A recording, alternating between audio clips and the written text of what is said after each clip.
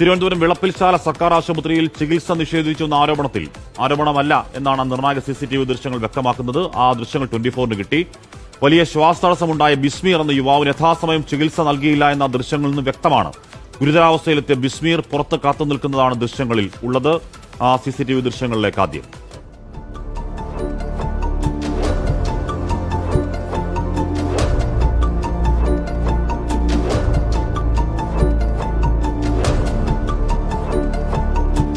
മരണപ്രാളത്തിൽ അങ്ങോട്ടേക്ക് വരുന്ന ബിസ്മീറിനെ കാണാം.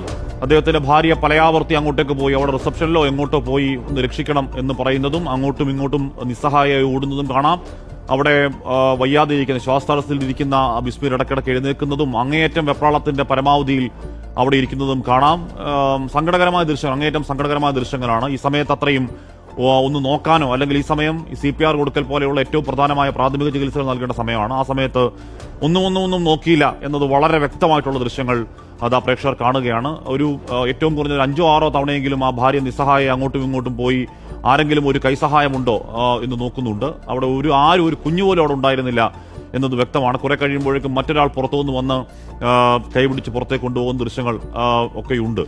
അപ്പോൾ വളരെ വ്യക്തമായ ചികിത്സാ പിഴവിന്റെ വളരെ വ്യക്തമായ ചികിത്സാ നിഷേധത്തിന്, ചികിത്സാ പിഴവ് എന്ന് പറയുന്നതിനേക്കാൾ നല്ലത് ആദ്യ മിനിറ്റുകളിൽ ജീവൻ രക്ഷിക്കാൻ ഈ സമയത്ത് കൊടുക്കേണ്ട ഒരു പ്രാഥമിക ചികിത്സയും കൊടുക്കാതെ ഒരു മനുഷ്യന്റെ ദുർഗതി, വല്ലാത്തൊരു ദുരവസ്ഥ, ആർക്കും സംഭവിക്കരുന്ന ദുരവസ്ഥയുടെ നേർദൃശ്യങ്ങളാണ് പ്രേക്ഷകർ ഈ കാണുന്നത്.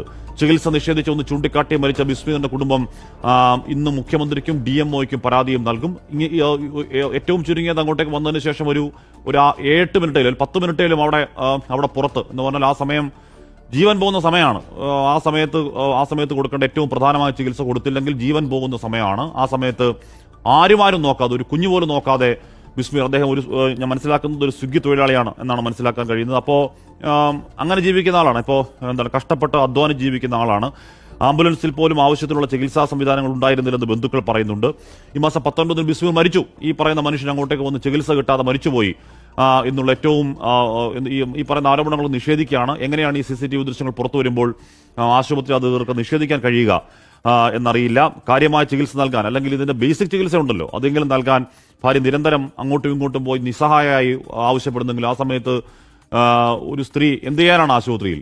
അവരങ്ങോട്ടും ഇങ്ങോട്ടും പോയി അവരെ കൊണ്ട് കഴിയുന്നത് പോലൊക്കെ പരമാവധി കഷ്ടപ്പെട്ട് ചോദിക്കുമ്പോഴും ഏതെങ്കിലും ഒരു സഹായവും കിട്ടാതെ ഒരു മനുഷ്യൻ മരിച്ചുപോയി എന്നുള്ളതാണ് അങ്ങേയറ്റം സങ്കടകരമായ വസ്തുത.